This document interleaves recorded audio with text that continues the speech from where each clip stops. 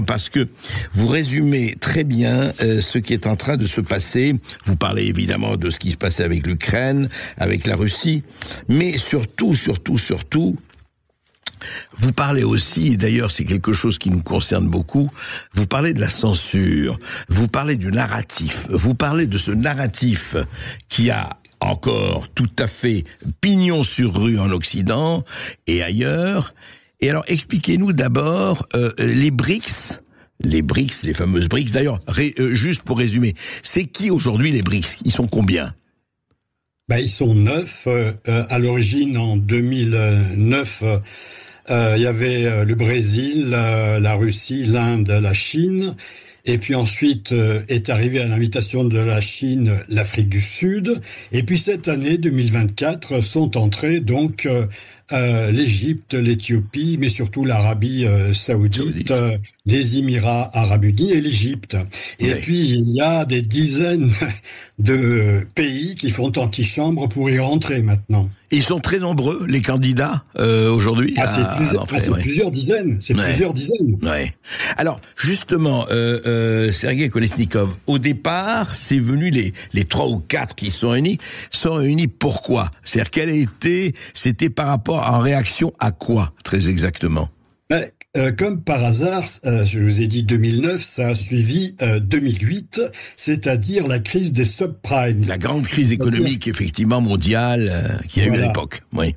C'est-à-dire que les BRICS ont voulu un petit peu se mettre à l'abri du chaos généré par le capitalisme mondial, où on leur donnait pas leur place, puisque ni au FMI ni à la Banque mondiale ils ne pouvaient peser lourd. Ils étaient obligés de subir la loi de l'étalon dollar.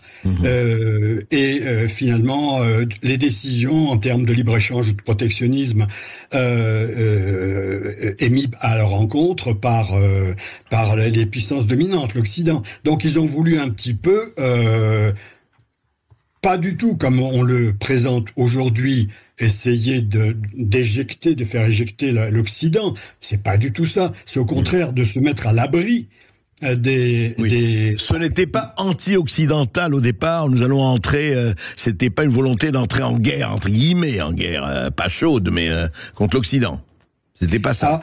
Absolument pas, absolument pas. Si vous voulez, c'est intéressant de revenir un petit peu quand même de plus loin pour comprendre. À l'origine, les BRICS, vous savez, c'était un petit peu, ça aurait pu être les NPI de la fin du XXe siècle, les nouveaux pays industriels qui sont entrés à partir de 1980. Comme les dragons asiatiques, par exemple, etc. Voilà, exactement, les dragons asiatiques. Et à l'époque des dragons asiatiques, on pensait que c'était enfin le tiers-monde qui commençait à se développer et qui venait suivre la grande marche des étapes de la croissance initiée par l'Amérique. Alors après, au niveau des BRICS, lorsque la Chine s'est désengagée de l'emprise de Mao Tse-tung et qu'elle a commencé à regarder de près sa croissance, avec Deng Xiaoping qui disait peu importe que le chat soit blanc ou noir, l'essentiel c'est qu'il attrape les souris. Bref, capitalisme ou socialisme, pourvu que ça marche. Alors nous, de notre côté, on était très intéressés à faire rentrer la Chine dans l'OMC, où elle est entrée en... L'Organisation mondiale du commerce, oui. Oui, parce que, en fait... Elle est entrée en 2001, c'est ça. Elle devrait rentrer en 2001, et la Russie en 2012. Il faudra d'ailleurs expliquer pourquoi, si on a le temps. On était très intéressé à ce que la Chine rentre dans l'Organisation mondiale du commerce, parce que, d'une part, on avait besoin d'un gigantesque marché. On était déjà dans une crise qui ne s'est jamais terminée depuis l'époque de la crise du pétrole. Nous, les économistes, on appelle ça la crise du Fordisme. Mais pour les économistes libéraux, la notion de crise, elle est intellectuellement impensable. La crise, ça n'existe pas. Donc, du coup, on voit pas que on est toujours dans la crise. Donc, la Chine, pour nous, c'était un sauvetage. C'était un pari gagnant-gagnant. L'immense marché de plus d'1 milliard de consommateurs. Voilà. Et on allait en plus pouvoir transformer la méchante Chine communiste en bonne Chine libérale qui allait reprendre le chemin de l'Amérique, quoi. Donc c'était parfait. Alors pour la Russie, c'était un petit peu plus difficile parce que alors, la Russie, elle s'est dégagée du communisme par miracle, en fait, par l'arrivée de Gorbatchev. Mais entre la fin entre 90 et 2000, ça a été terrifiant, quoi. Ah oui, ça a été, mais terrifiant, le mot est faible, parce que dans les années 90, la Russie va plonger dans le chaos, la désespérance, la crise la plus abominable. Le pays sera aux mains de la mafia. C'est la crise de 29, si vous voulez, la même chose, la même ampleur que la crise de 29, mais vécue par la Russie. Et ça allait très bien aux Américains. Ça allait tellement bien que Bill Clinton va financer la réélection de Yeltsin. Boris Yeltsin, oui. 16. Mais c'est une chose qu'on oublie. Bill Clinton va aussi aider Yeltsin à finir sa guerre de Tchétchénie. Ça aussi, on l'a oublié. Mais bon, tout ça n'a qu'un temps, celui des années 1990. Après quoi, avec la doctrine Primakov, ce sera le ministre des Affaires étrangères puis Premier ministre de Yeltsin, on commence déjà à s'orienter vers un pivot asiatique. Et avec Poutine, qui arrive d'abord comme Premier ministre, puis très rapidement comme président. Alors là, les Américains commencent à comprendre que c'est pas tout à fait la même chanson qu'avec Yeltsin. Mais est-ce que je voudrais vous demander justement, parce que vous en parlez, Sergei Kolesnikov, dans votre livre, est-ce que vraiment la fameuse doctrine de Zbigniew Brzezinski et autres, vous savez qu'il a le grand échiquier, mais d'autres aussi. Est-ce que vraiment les néoconservateurs américains, une partie de la classe dirigeante américaine, voulaient vraiment, est-ce que ce n'est pas trop exagéré, ils voulaient vraiment démembrer la Russie, en finir avec la Russie, ça devait être maintenant une espèce de conglomérat dont on allait tirer, tout on allait tirer, c'était vraiment leur intention? Alors, vous savez, pour comprendre finalement tout ce qui se passe aujourd'hui, il faut revenir à 1991, lorsque l'URSS s'effondre et à l'époque, il y avait Herbert Bush et Gorbatchev, c'était des gens de valeur. Mais très rapidement, vont arriver des gens comme Bill Clinton. Et Bill Clinton va jouer un double jeu, c'est-à-dire qu'au lieu de continuer le partenariat stratégique pour la paix, c'est-à-dire la transformation de l'OTAN, qui n'avait plus lieu d'être, puisqu'il n'y avait plus d'ennemis. Il n'y avait plus de pacte de Varsovie non plus. Non, il n'y a plus de pacte de Varsovie non plus. Donc, au lieu de transformer l'OTAN en alliance pacifique et en alliance pour promouvoir la paix et la prospérité dans le monde, on a raté quelque chose de phénoménal. En fait, Bill Clinton, comme je le dis, je ne sais plus si c'est dans ce bouquin ou dans un autre, dans la tête de l'oncle Sam, qui était juste... oui, votre précédent livre, absolument. Dans la tête de l'oncle Sam. Le précédent livre. Alors, vous me dites, oui, Bill Clinton, donc... Bill Clinton, en fait, a choisi de trahir les engagements de James Baker et de Herbert Bush, c'est-à-dire pas un iota vers l'OTAN, pas un iota de l'OTAN. Oui, il avait dit l'OTAN ne va pas s'avancer vers l'est d'1 centimètre, c'était ça. Voilà, voilà, c'est exactement ça. Et ça, il fallait le promettre à Gorbatchev parce que on avait besoin de son autorisation pour la réunification de l'Allemagne. De l'Allemagne, oui. Bon, eh bien, c'est ce que Bill Clinton, dans un premier temps, allait faire croire à Yeltsin, et puis ensuite, très rapidement, au début des années 1990, il va trahir sa parole, appeler, je crois que c'était vers 97, les 3 premiers pays, Pologne, Tchéquie, je sais plus si c'était Roumanie, à rentrer dans l'OTAN, pourquoi et ensuite, ça va être la marche en avant, l'encerclement de l'Amérique autour comme un boa constrictor qui veut étouffer sa proie. Pourquoi est-ce qu'il a fait ça, Bill Clinton? Je le dis, à mon avis, il a la pression du complexe militaro-industriel américain qui n'a fait que se développer, qui est apparu à travers la Deuxième Guerre mondiale. Vous savez, c'est en 1941, au début de la guerre, les Américains construisaient un porte-avions, il leur fallait 1 an. Et puis ensuite, très vite, ça sera 3 semaines. 3 semaines, oui. Et donc, et après... donc c'est le complexe militaro-industriel qui a pesé sur... il continue. Le complexe militaro-industriel, il a besoin de guerre. Il a besoin de... Allô, oui. Ah, je crois que nous avons un petit problème. André Berkoff reçoit aujourd'hui Sergueï Kolesnikov qui revient dans quelques minutes. Il est l'auteur du livre Les BRICS, nouveaux maîtres du monde. Si vous avez une question, si vous avez une réaction, n'hésitez pas à nous appeler au 0826 300 300 ou à réagir sur notre Facebook Live. On se retrouve tout de suite. Koff dans tous ses états. Et je ne suis pas le seul, dans tous mes états, vous le savez, les BRICS, nouveaux maîtres du monde, le formidable bouleversement auquel nous assistons en ce moment. Sergueï Kolesnikov a écrit un livre très intéressant et très informé sur le sujet, aux éditions RIC.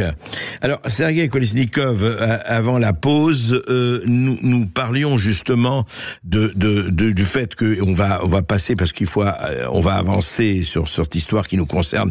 Mais déjà, vous voyez, c'était en 90, 94, 97, donc il y a 30 ans, déjà, les choses s'inversaient. On avait dit effectivement à Gorbatchev que l'OTAN n'allait pas avancer d'1 centimètre à l'Est. Maintenant, il y a les pays anciennement, effectivement, sous le joug soviétique qui n'en voulaient plus, qui voulaient aller à l'OTAN. Enfin, il y a eu tout ce qui s'est passé. Et effectivement, est-ce que vous avez les chiffres? C'est-à-dire que l'OTAN en quelques années, a pratiquement intégré la plupart des pays qui étaient anciennement sous le pacte de Varsovie, le pacte soviétique, carrément. Ça a été vraiment une transformation quasi totale. Absolument, absolument. Je termine juste, mais très rapidement, les raisons pour lesquelles Bill Clinton a changé son fusil d'épaule. La deuxième raison, c'est donc l'Amérique avait enfin son ennemi mortel du temps de la guerre froide au fond du trou. Oui. Donc, une occasion inespérée d'en finir pour une bonne fois pour toutes. Et troisièmement, c'est surtout ça qui me tient à cœur, je pense que ce faisant, l'Amérique est revenue à son ADN. C'est-à-dire que l'ADN de l'Amérique, il est religieux. L'Amérique est choisie par Dieu pour diriger le monde. Alors, version laïque avec Clinton ou Biden, mais c'est toujours ça. Dès que, avec 1991, l'Amérique a voulu donc s'étendre à l'Est, attraper les pays de l'OTAN. Alors, j'entendais il n'y a pas tellement longtemps sur une radio, je sais plus où, un général, on en a des pas mauvais. Oui, les généraux de plateau, on en parlera, oui. Les généraux de plateau. Oui. Celui-là, il s'appelait Perruche, je crois, ou quelque chose. Et il disait, oui, mais enfin, les pays du pacte de Varsovie, pour les faire rentrer dans l'OTAN, on n'est pas allé les chercher, c'est eux qui ont voulu venir. Alors, c'est parfaitement exact, c'est eux qui ont voulu venir, mais peut-être qu'on n'aurait peut-être pas dû si facilement les accepter aussi. Quand on est à la tête d'un empire, que ce soit la Russie ou l'Amérique, on a des responsabilités géopolitiques, n'est-ce pas? Et donc, on fait attention. Et ce que disait Poutine, c'est-à-dire que il valait mieux pour la paix du monde que ces pays les petits bases, les pays de l'Est, etc., restent des... D'accord, mais ils y sont maintenant. Oui, mais Sergueï Kolesnikov, aujourd'hui, ils y sont, effectivement, on aurait peut-être eu faire autrement. Aujourd'hui, ils sont là. Et je voudrais qu'on parle d'aujourd'hui, et je voudrais qu'on parle d'une dimension qui est très intéressante dans votre livre et que vous résumez et qu'on sait, c'est le narratif. Qu'est-ce qui fait que justement, dans la guerre, vous parlez du soft power, il y a la guerre et la guerre, hein, la guerre des armes, il y a je dirais la parole des armes, et puis il y a les armes de la parole.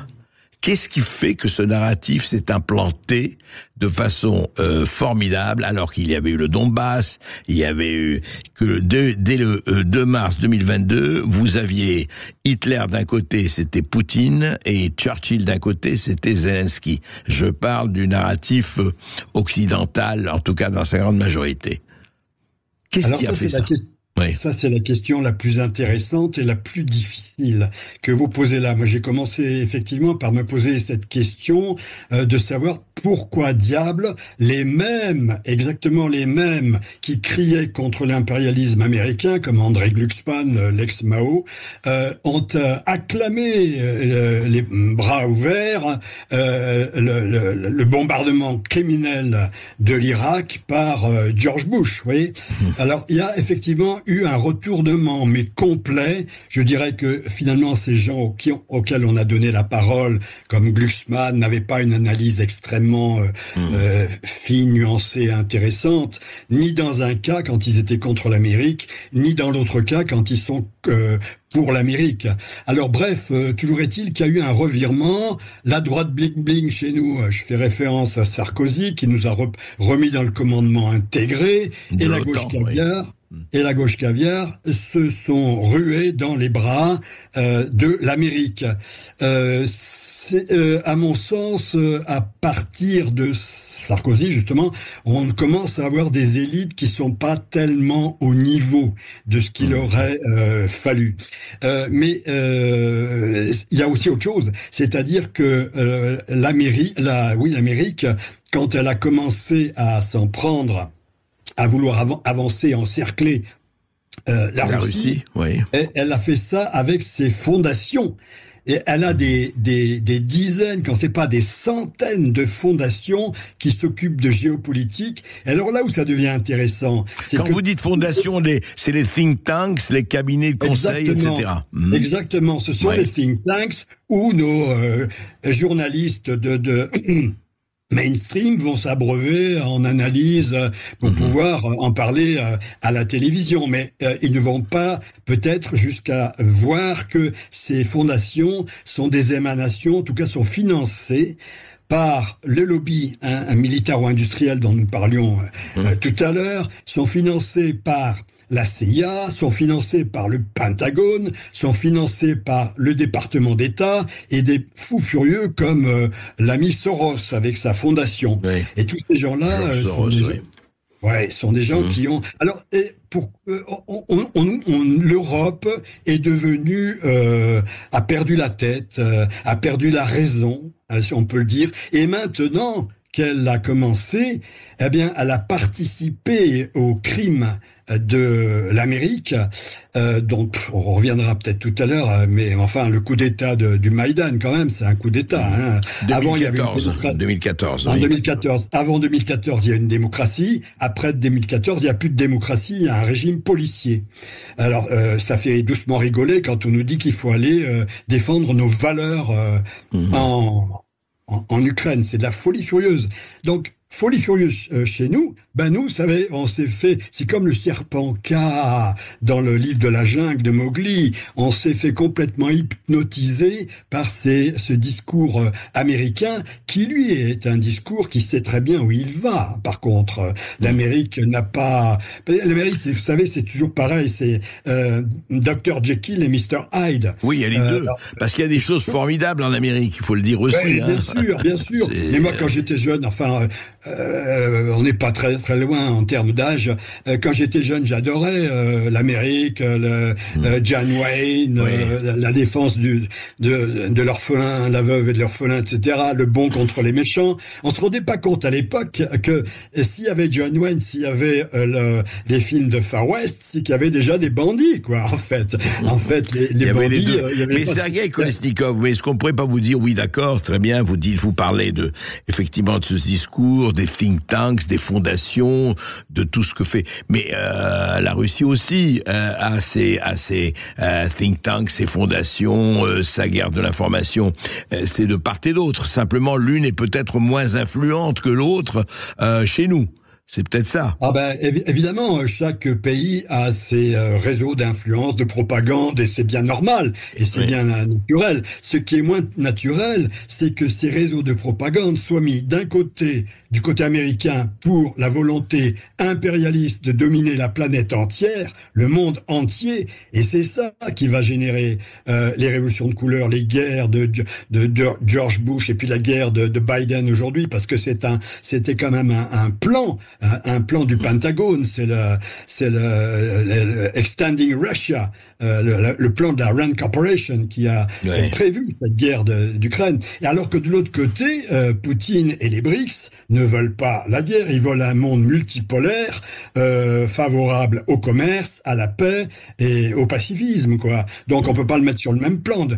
Poutine avait, alors jusqu'à présent, enfin jusqu'à ces dernières années, il était trop faible pour réagir du temps de George W. Bush, quand il a dit en 2007 au sommet de sécurité de Munich, et il a dit bon, trop c'est trop, maintenant il faut comprendre que nous on est pacifique. Au-delà de cette limite, votre ticket n'est plus valable, en tout cas il était faible. Voilà, exactement. Si vous venez chercher l'ours russe dans la taïga, vous n'allez pas être déçu du voyage, quoi. Sergueï, oui, pardon, on va juste faire une toute petite pause et on vous reprend après vous, c'est passionnant et on va essayer de comprendre un peu ce qui se passe justement avec ces BRICS, avec ce changement total des plaques tectoniques qui fonctionnent à toute vitesse. À tout de suite. Et si vous avez une réaction, une question, n'hésitez pas à nous appeler au 0826 300 300 ou à réagir sur notre Facebook Live.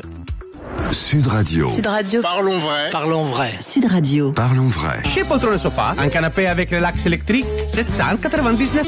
Sud Radio, Berkov dans tous ses états. Sergueï Kolesnikov, les BRICS, nouveaux maîtres du monde, Rick et c'est... Sergueï Kolesnikov, quand même, essayons un peu dans la nuance. Vous dites, les BRICS, oui, contrairement à l'Amérique, qui a effectivement toujours cette vocation, qu'elle soit religieuse ou séculaire ou séculière, de diriger le monde. On se rappelle de la fin de l'histoire de Fukuyama.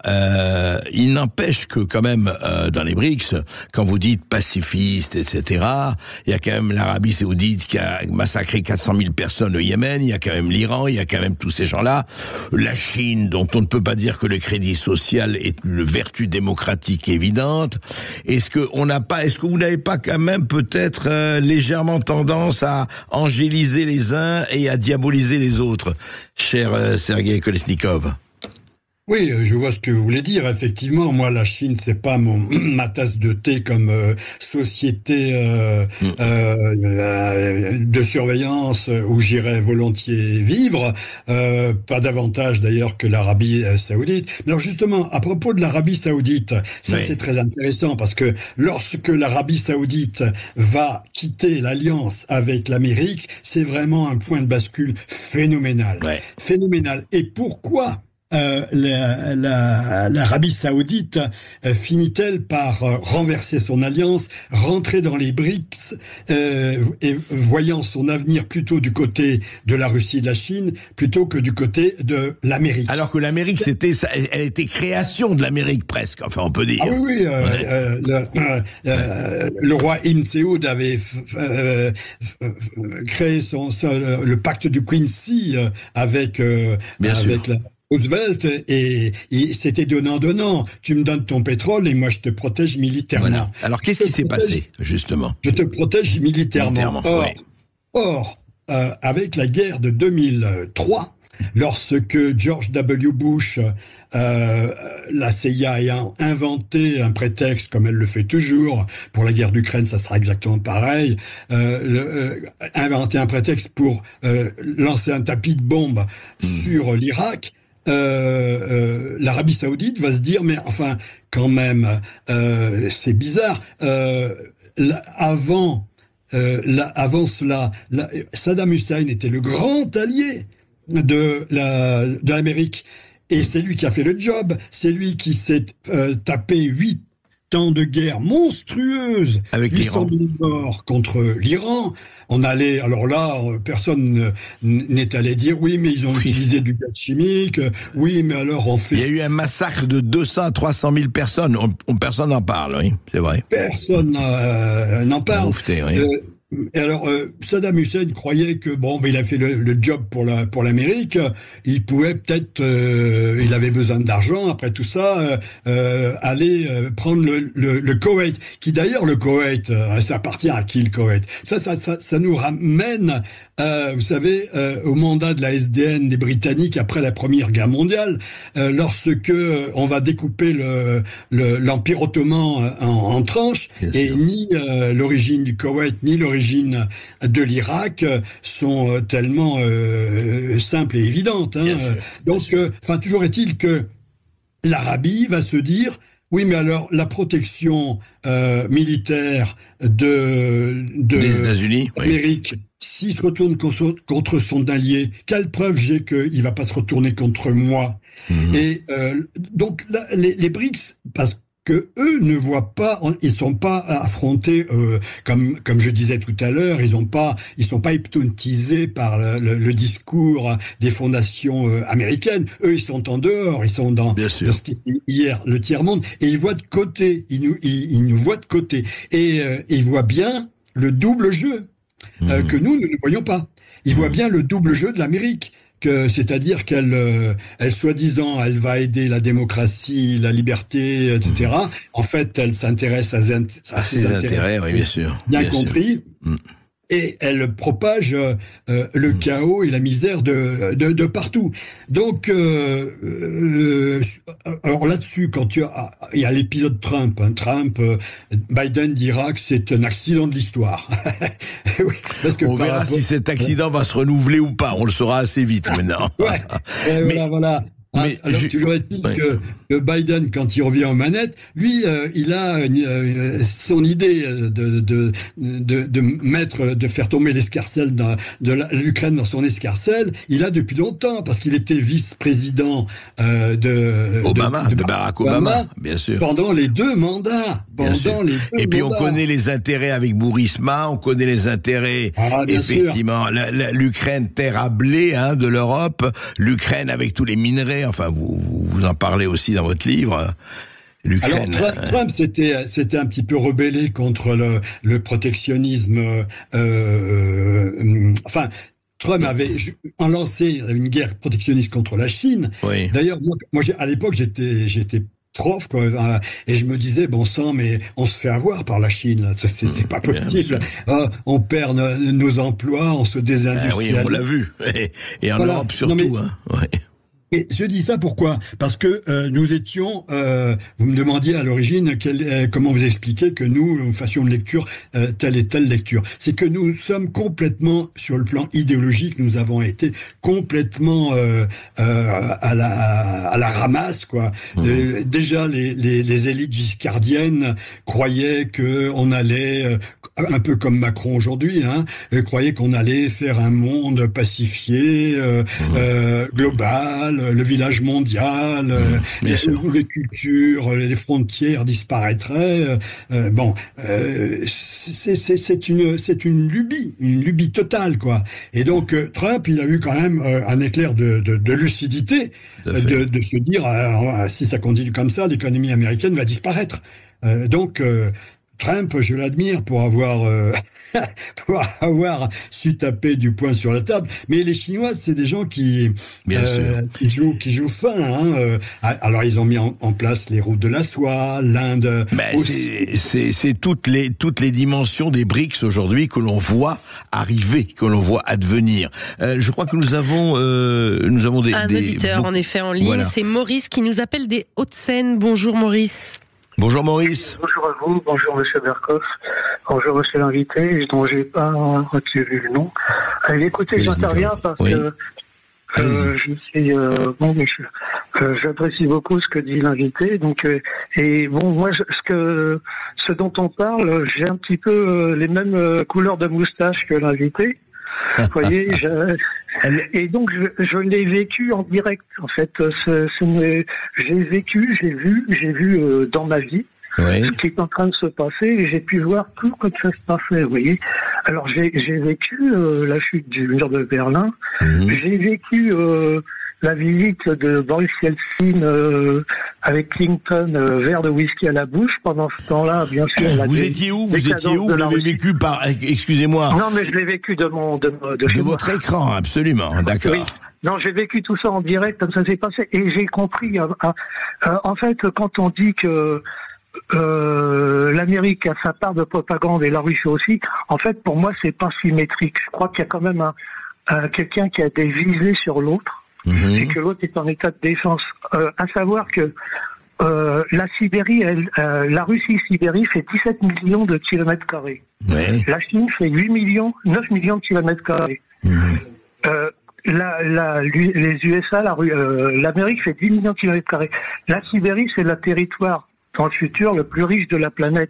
Et ça, l'Amérique le sait depuis la libération. Et si elle s'ingénie, malgré la visite de Gorbatchev, la chute du mur de Berlin, l'acceptation justement de non-agression. En fait. Si elle s'ingénie à toujours faire passer la Russie à diaboliser le système russe, malgré tout ça, c'est parce qu'elle ne veut en aucun cas d'un partenariat entre la Russie et l'Europe. Parce que ça lui permettrait d'écouler toutes ces richesses de ce continent. Maurice, et c'est pour ça qu'elle est diabolisée depuis la chute du mur de Berlin. D'accord, Maurice, on vous a écouté effectivement. Sergueï Kolesnikov, que pensez-vous il dit que ce que dit Maurice, c'est que c'est inégal et qu'il y a l'un qui veut effectivement, d'ailleurs vous l'avez dit un peu, dévorer l'autre. Oui, tout à fait. C'est ce que je viens de vous dire. C'est-à-dire que l'Amérique veut dominer le monde, alors que la Russie veut un monde multipolaire, basé sur des rapports économiques d'égalité, quoi. Bon, maintenant il y a aussi une autre chose. Alors, dans ce qu'a dit l'invité, je suis content qu'il pense un peu comme moi, mais enfin moi je suis, vous savez, économiste, sociologue, politologue, donc la dimension économique, certes, elle est très importante, elle existe bien sûr, mais il faut pas radoucir quand même ou éliminer les dimensions idéologiques, les dimensions culturelles. L'Amérique, elle marche sur les deux. Vous l'avez dit. Quand je disais qu'elle revient à son ADN religieux, eh bien, je pense que c'est vraiment une réalité. Maintenant, au sujet de l'Europe, pourquoi est-ce qu'on en arrive à des... Emmanuel Todd disait dans son dernier bouquin, il faut quand même être un peu dérangé pour s'imaginer que la Russie, 140 millions d'habitants, va vouloir faire la guerre à l'UE, 450 millions d'habitants. Et envahir l'Union européenne, mais on dit envahir l'Union européenne, donc à se mettre à dos l'OTAN, c'est-à-dire pas loin de 1 milliard d'habitants. C'est-à-dire il faut quand même être un petit peu dérangé. Alors comment se fait-il que Scholz, Macron, von der Leyen, Charles Michel, tous les dirigeants des pays baltes, des Polonais, etc., soient un peu dérangés quand même? Il change. Vous avez remarqué que le ton change ces derniers temps. Ah oui, ça change, effectivement, ça change.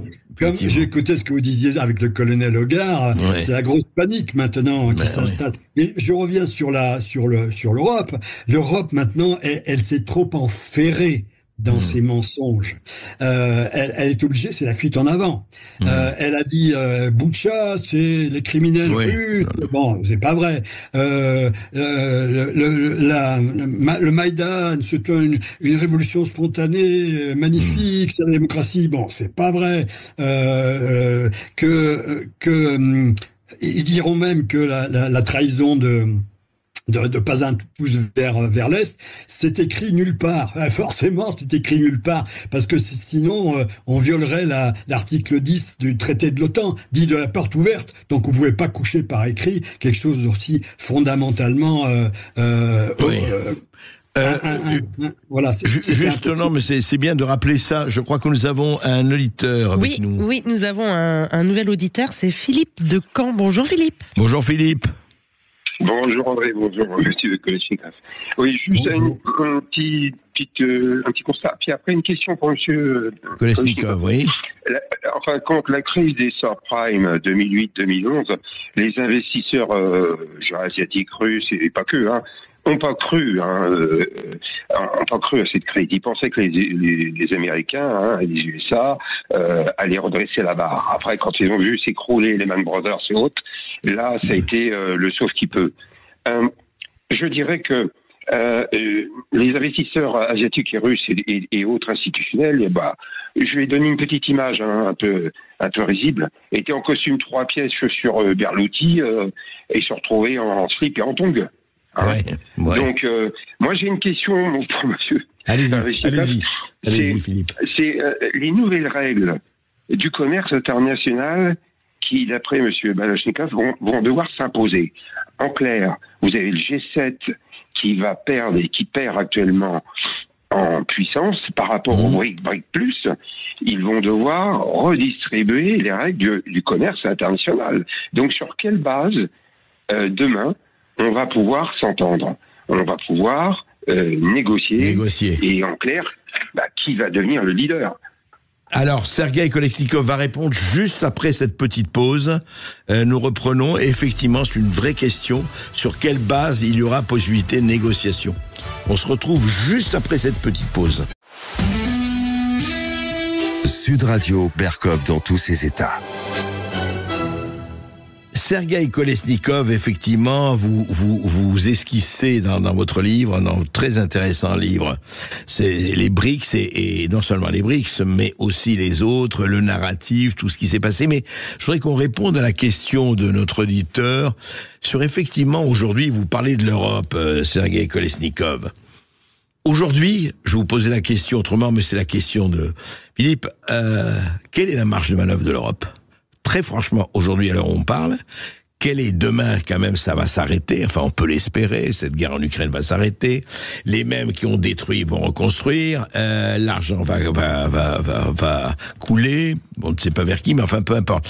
Sur quelle base, aujourd'hui, effectivement, que ce soit le G7, que ce soit justement les BRICS, sur quelle base on va discuter, sur quelle base économique, notamment, on va discuter? Alors, pour répondre je vais vous répondre, et je n'oublie pas la question de Philippe. Qu'est-ce qui se passe maintenant? Comment va repartir le commerce? Ouais. Faut pas oublier que tout vient de l'Occident. C'est lui qui a décrété les sanctions, qui a coupé le commerce entre la Russie et l'Occident. Et c'est lui qui a poussé la Russie dans les bras de la Chine. Finalement, cette rupture gigantesque entre le G7 et le monde russo-chinois et les BRICS, ça a été voulu par l'Amérique. Alors, pendant ce temps-là, les BRICS, ils s'organisent entre eux, ils continuent à commercer et ils ont créé leur propre banque de développement, ils utilisent leur monnaie. La monnaie, ouais. Le yuan, la roupie, en attendant de faire une monnaie commune, peut-être basée sur l'or, un nouvel étalon or. Mais vous savez, on continue à commercer. Notre gaz, par exemple. Eh bien, c'est toujours du gaz russe, pour l'essentiel. Ouais. Le numéro 1 d'importation du GNL, c'est le GNL russe. Fut un temps où... Le GNL est russe, surtout, oui. Oui, il a pris le dessus en quantité sur le GNL américain. Dites-moi, GNL, pour nos auditeurs, c'est... Rappelez-vous... C'est gaz naturel liquéfié. Le gaz naturel liquéfié, absolument. Voilà, on avait Total Energy avait des progrès à faire, enfin un espoir de développement fantastique dans les projets de partenariat avec la Russie du côté de Arkhangelsk, d'où part maintenant les nouveaux tuyaux pour arroser la Chine, l'Europe, l'Asie centrale. Ouais. Mais d'ailleurs, on a encore un tuyau sur les 4 tuyaux que l'Amérique a détruits. Donc aujourd'hui, on continue d'acheter du gaz russe. Ah bien oui. On continue d'acheter du gaz russe, mais on le paye 4 fois plus cher. C'est-à-dire que, pour finir, c'est nous qui payons la guerre d'Ukraine, vous voyez. C'est nous qui sommes au 4e sous-sol. On a une pauvreté délirante. On a des gens qui n'arrivent plus à se chauffer, parfois à difficulté de s'alimenter. On voit le retour de la colocation. Enfin, vous savez, la colocation, c'est un peu les appartements collectifs du début des soviets. Hein, c'est ça. Alors, les USA, les USA ils tirent toujours les marrons du feu. Ils ont pris nos marchés, ils ont mis en vente leur F-35. Nous, on n'a pas vendu nos Rafales. Les 56 milliards de dollars de sous-marins qu'on avait vendus à l'Australie, c'est cassé parce que tel est mon plaisir, dira Biden. Et ça passe. Mais pourquoi, juste un mot, pourquoi les Européens, de Macron à Scholz, en passant par Starmer, obéissent-ils aussi aveuglement? D'où vient ce que vous décrivez vous-même comme une soumission? Ouais. Je vous ai dit, j'ose pas trop appuyer. Je pense qu'ils sont pas au niveau déjà. Ils ont. En ce qui concerne Macron, il ne faut pas oublier qu'il avait 12 ans lorsque le mur de Berlin est tombé. Il a fait ses études dans des écoles et des grandes écoles qui étaient déjà en décapotade complète. Maintenant, il a tété le progressisme et la culture woke à la mamelle américaine. Et puis, c'est un young global leader. Il a été formé par l'Amérique. C'est d'ailleurs lui qui a vendu nos turbines Arabelle à General Electric. Et tout ça, faut pas oublier. Alors, je vais pas dire Poutine peut se le permettre de le dire. Moi, j'ai pas assez d'argent pour aller au tribunal, mais Poutine disait les dirigeants européens sont pas simplement des laquais, mais des traîtres vis-à-vis de leur pays. Alors Scholz, lui, c'est une autre affaire. Scholz, c'était un gauchiste, un brave gauchiste, anti-OTAN. Il avait plein de cheveux d'ailleurs quand il était jeune, mais il est resté le même dans sa tête, quoi. Lui, il trouvait très très bien d'arrêter le nucléaire en Allemagne. Aujourd'hui, il relance les centrales à charbon. Oui, ça, on sait. Ses copains écolos sont apparemment ravis qu'il relance les centrales à charbon. Donc, oui, on l'a vu, oui, ça c'est clair. Ouais. Donc, en fait, si je résumais, c'était votre livre, je ne sais pas résumer votre livre, vous racontez effectivement cette histoire, et nous, alors Europe, on est cocus, battus et mécontents, c'est ça? Mais, je crois dans ce bouquin, on a 3 choix. Soit on arrive enfin à se débarrasser de Bruxelles. Enfin, Bruxelles, c'est-à-dire... Oui, j'ai compris. Non, allez-y. Les gens qui planent comme von der Leyen. Oui. Et on arrive à revenir à l'Europe des nations, qui est une chose... Deuxième choix. Non. Deuxième choix. Oui, deuxième choix, on n'arrive pas à faire ça. On va continuer à se déchirer entre les souverainistes et les globalistes. Les mondialistes. Et on va continuer à s'enferrer dans la crise économique. Et troisième choix? Et troisième choix, ça va être des Brexit, des Frexit, des gens qui quittent le navire, qui quittent la tour de Babel. Voilà, on est au pied du mur. On est au pied du mur, et c'est pour ça qu'il faut effectivement vous renseigner, lire, vous informer. Parce que c'est notre vie quotidienne aussi qui est effectivement en jeu dans cette histoire. Merci Sergueï Kolesnikov. Je rappelle votre livre, Les BRICS, nouveaux maîtres du monde, aux éditions RIX. Vous savez, si vous ne savez pas ce que la politique, si vous ne connaissez pas la géopolitique, n'oubliez jamais, la géopolitique s'occupera de vous. Merci beaucoup, Sud Radio. André. Sud Radio. Parlons vrai. Parlons vrai. Sud Radio. Parlons vrai.